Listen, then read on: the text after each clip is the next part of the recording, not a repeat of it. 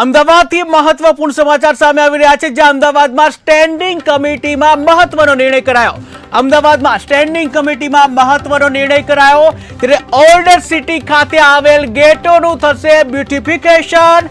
જ્યાં હેરિટેજ વિભાગ પ્રમાણે આ ગેટનું બ્યુટિફિકેશન કરવામાં આવશે, ત્યારે એમસી દ્વારા મહાનગરના એન્ટ્રી ગેટો પણ બનાવવામાં આવશે. તો મહત્વપૂર્ણ સમાચાર સામે આવી રહ્યા છે અમદાવાદમાં, કે જ્યાં સ્ટેન્ડિંગ કમિટીમાં મહત્વનો નિર્ણય કરાયો છે, ત્યારે ઓલ્ડ સિટી ખાતે થયેલ ગેટોનું બ્યુટિફિકેશન કરવામાં આવશે. હેરિટેજ વિભાગ પ્રમાણે આ ગેટોનું બ્યુટિફિકેશન થશે, ત્યારે એમસી દ્વારા મહાનગરના એન્ટ્રી ગેટો પણ બનાવવામાં આવશે, બ્યુટિફિકેશન કરવામાં આવશે. જ્યાં એમસી દ્વારા મહાનગરના એન્ટ્રી ગેટો પણ બનાવવામાં આવશે. ત્યારે આવો સાંભળીએ સ્ટેન્ડિંગ કમિટીના ચેરમેન શું કહી રહ્યા છે.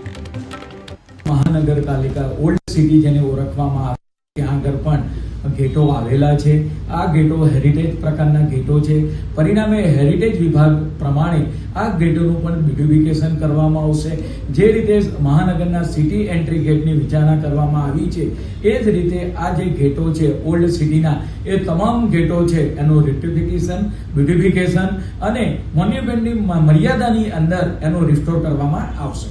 પરિણામે એક વ્યક્તિ બહાર ગયેલા હોય, બીજી વાર આવે ત્યારે એ વ્યક્તિ દર્દીમાં પોતે જ્યાં દાખલ કરેલા હોય ત્યાં એના આપણે વાત કરીએ કે જનરલ વોર્ડ હોય એની અંદર એ પોતે જઈ શકે, અને વિઝિટર્સ હશે, દર્દીના સગાવાલા હશે, એ ફક્ત 4 થી 6 ના સમયગાળા દરમિયાન જ એની ખબર અંતર પૂછવા માટે આવી શકશે. અમદાવાદ મહાનગરપાલિકા ઓલ્ડ સિટી જેને ઓળખવામાં આવે છે ત્યાં આગળ પણ ગેટો આવેલા છે.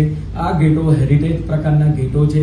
પરિણામે હેરિટેજ વિભાગ પ્રમાણે આ ગેટોનું પણ બ્યુટિફિકેશન કરવામાં આવશે. જે રીતે મહાનગરના સિટી એન્ટ્રી ગેટની વિચારણા કરવામાં આવી છે, એ જ રીતે આ જે ગેટો છે ઓલ્ડ સિટીના, એ